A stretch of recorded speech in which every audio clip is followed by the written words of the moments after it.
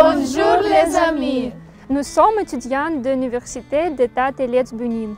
Et nous voulons vous parler de notre ville. Pour la première fois, Elets a été mentionné dans la chronique de Nican en 1146. Aujourd'hui, cette année est considérée comme la date officielle de la naissance de la ville.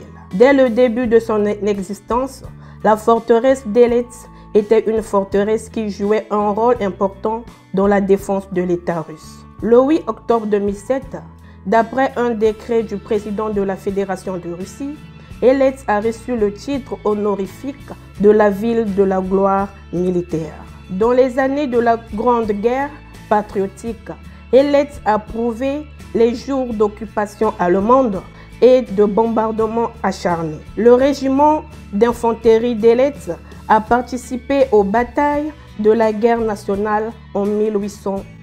Dès le début de son existence et jusqu'au XVIIe siècle, la ville a subi les excursions dévastatrices des Polovés, des Tatars et des Mongols. En mémoire des événements historiques, l'opéra La légende de la ville d'Elets est mise en scène chaque année. Cette représentation se déroule dans un lieu historique où il y a eu une bataille avec ennemis puissants, le joug tatar-mongol, sur la rive de la rivière Sosna devant la cathédrale de l'Ascension. La cathédrale Voznesensky ou de l'Ascension est le centre spirituel et la curiosité principale de la ville. La cathédrale est réalisée dans le style russo-byzantin d'après le projet de l'architecte célèbre russe Constantin Tan. Les spécialistes affirment que c'est la troisième selon la grandeur cathédrale en Russie, après la cathédrale Isaac à Saint-Pétersbourg et la cathédrale du Christ Sauveur à Moscou. Sa hauteur avec la croix est de 74 mètres. L'ancien château d'eau a été construit à Elets en 1872.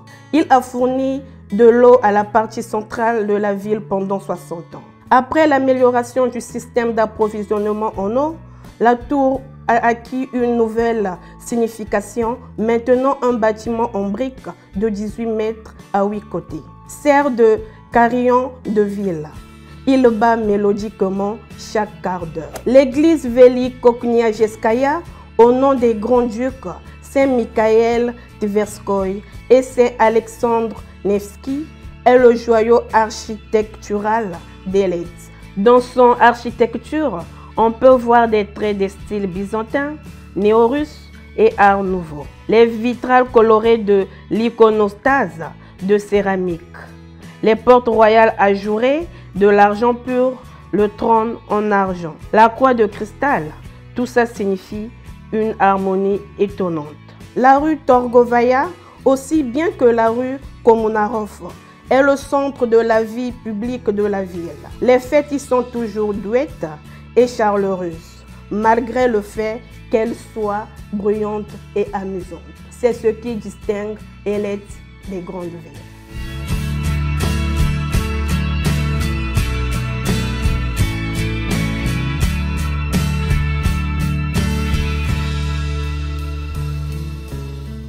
De nombreux parcs sont des lieux de loisirs préférés des habitants et des invités de la ville. Le parc de la ville est situé dans la partie historique de la ville. C'est un monument naturel, une grotte en pierre avec un belvédère, un bol en fonte d'une fontaine fabriquée à la fonderie de fer du marchand P.I. Rostovtsev. Ils sont conservés du 19e siècle. Le jeune Ivan Bounin, dont les années d'école et la jeunesse ont été passées à Elets, aimait aussi se promener ici. Elets occupe une place particulière dans l'œuvre de l'écrivain. Pour son roman La vie d'Arseniev, Ivan Bounin reçoit le prix Nobel en 1933 ou avec un sentiment d'amour.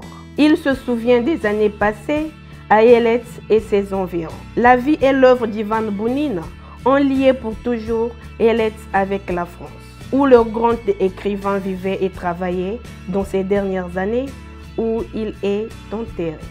D'autres parcs de notre ville, le parc du 40e anniversaire d'octobre, le parc Petrovski, sont entrés dans le top 100 des meilleurs parcs de Russie. Ces parcs sont comme une fusion de la nature et de la vie urbaine.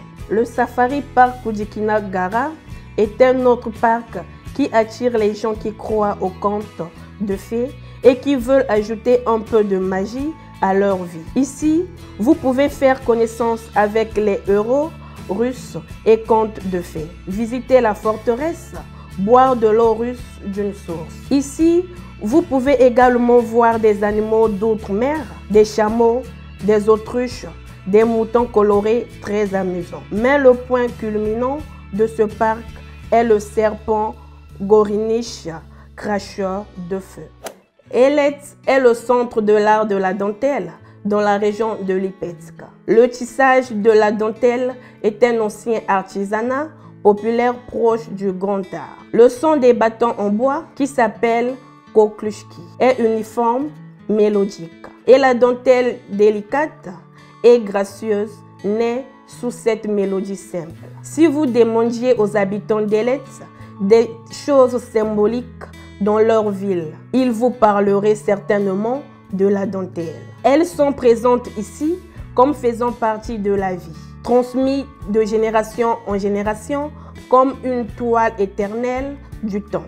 Elet, une ville d'artisans, est célèbre aussi pour l'architecture en bois. Il y a beaucoup de maisons en bois dans la ville et elles sont toutes complètement différentes.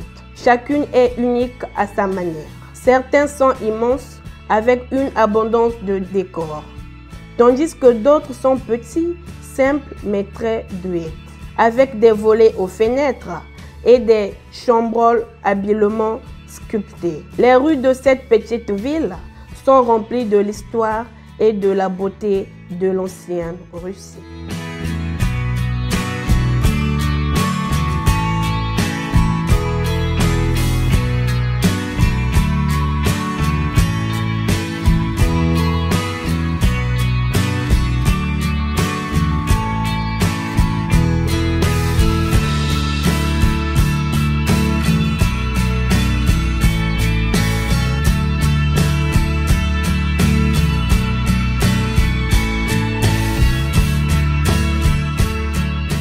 Вынесено plongé dans l'atmosphère de la ville ancienne. Ressentez-la et gardez ce souvenir toute la vie.